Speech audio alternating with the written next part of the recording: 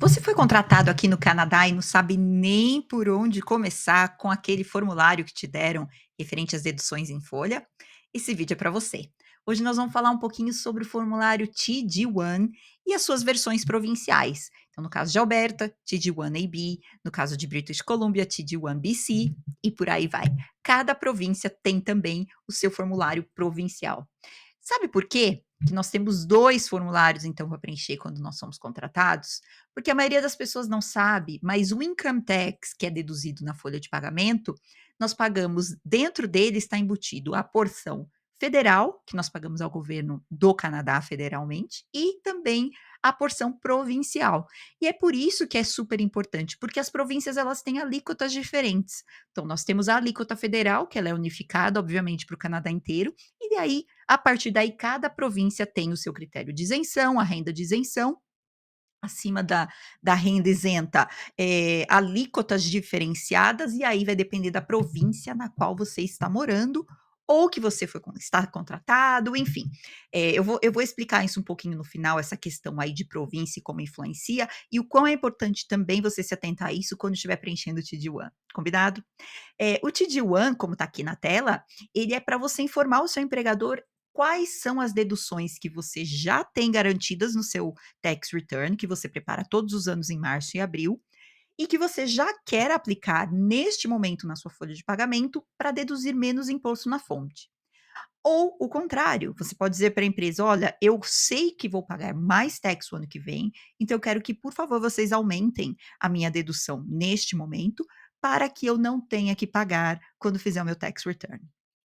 Esse formulário que está na tela, ele é o federal, tá? Como você pode ver, ele tem 12 tipos diferentes de deduções que você pode aplicar, desde que você tenha certeza absoluta, tá? E isso faça parte de um planejamento, que você tem direito a essas deduções no seu tax return e que você então quer aumentar o seu salário mensal, tá? O que que eu sempre recomendo? Na dúvida, só clame o Basic Personal Amount, que é a linha 1. Por que que eu digo isso?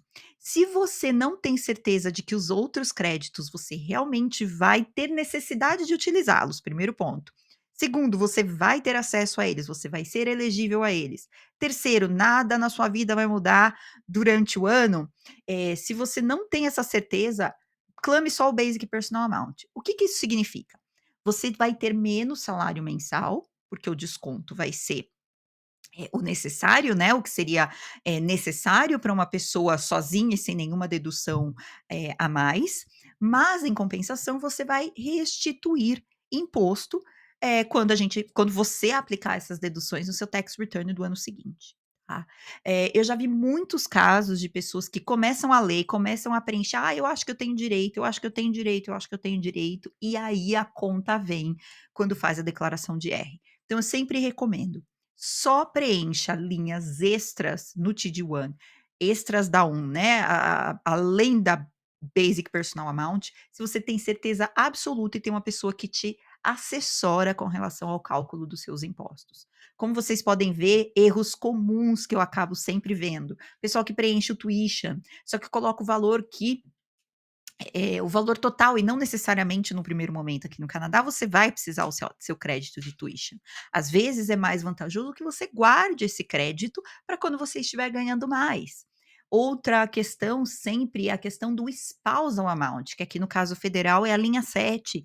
Às vezes as pessoas começam a preencher: "Ah não, a minha esposa não trabalha", mas se ela arrumar um emprego daqui a alguns meses, ela vai começar a ter renda, você já não teria mais direito, né, a esse, crédito de maneira integral, e aí você vai ter que pagar a conta então no tax do ano que vem. Então, eu sempre aconselho, se você está na dúvida, não tem experiência, não sabe quais créditos vai poder utilizar, vai direto na linha 1 e clame somente o Basic Personal Amount.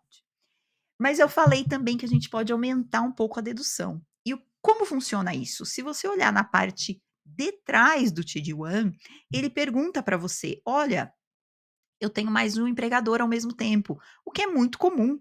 Tem pessoas aqui no Canadá, tem muitos imigrantes, inclusive brasileiros, que trabalham em mais de um lugar ao mesmo tempo. Então, se esse é o seu caso, Preste atenção para não reclamar o Basic Personal Amount em todos os seus empregadores, porque também vai te gerar um imposto a pagar o ano que vem, uma conta você está pagando menos, né, por exemplo, é 15.000 a nível federal.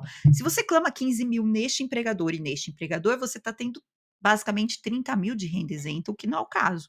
Então, esse imposto que você não pagou sobre os 15.000, você vai pagar no seu income tax. Então, se você tem mais de um emprego, a dica que eu dou é, nessa parte aqui de trás do formulário, tá? More than one employer or payer at the same time, você clamar o Basic Personal Amount no seu empregador onde você ganha mais, onde o seu salário é maior, e no segundo você marcar esse box, dizendo: "Olha, eu já tenho outro emprego que eu já estou clamando, então, por favor, não aplique nenhuma dedução, no cálculo dos meus impostos". Outra, condição que esse formulário apresenta é quando você tem certeza absoluta que o seu salário vai ser menor do que os 15.000, tá. Então, o meu salário vai ser menor do que todas as deduções que eu vou ter, então, por favor, ignore, não tire nada, porque eu tenho certeza que isso está certo, tá. Hã Existe também algumas situações, tá, que eu já peguei bastante quando eu faço payroll, processo payroll, que são pessoas que têm mais de um emprego. Elas se informam que elas têm mais de um empregador, só que elas sabem que quando as rendas se unificarem, vamos dizer assim, quando somarem as rendas dos diferentes empregos, ela vai estar numa, numa taxa, né, numa taxação superior àquela que ela está sendo descontada em cada um dos empregos individualmente. Então, ele pede para que um adicional de tax seja deduzido, tá. Tem muitas pessoas que fazem isso, tem várias situações de payroll que eu calculo que sim, as pessoas pagam a mais, para quê? Para que ela quer evitar que no ano que vem ela tenha uma conta grande e pagar de uma vez só, então ela vai pagando de maneira antecipada. O que é interessante aqui no Canadá, gente, é que quando você processa o seu tax return, você tem basicamente de 7 a 10 dias, tá, que é o prazo normal de processamento. Claro que há exceções, claro que existem pessoas que acaba demorando mais, às vezes existem questionamentos do governo, problemas no processamento, mas o que eu digo para vocês, de todos os tax returns já há 5 anos que eu trabalho, 98% processam entre 5 a 10 dias e o seu refund cai na conta nesse período. Então o que eu quero dizer com isso? Mesmo que você fale: "Puxa, eu estou pagando um pouco a mais durante o ano na minha folha de pagamento", esse dinheiro vai retornar para você rapidamente quando você processar o teu tax return. Então, a dica que eu deixo para vocês é essa: clame somente a linha 1. Se tem mais de um emprego, marque na parte de trás o emprego que você ganha menos, que você já possui outro emprego e já está clamando o Basic Personal Amount, ou eventualmente até pague um pouquinho a mais. Vamos entrar agora na esfera da província, tá? Quando a gente fala aí de do TD1 a nível provincial. O que que significa isso?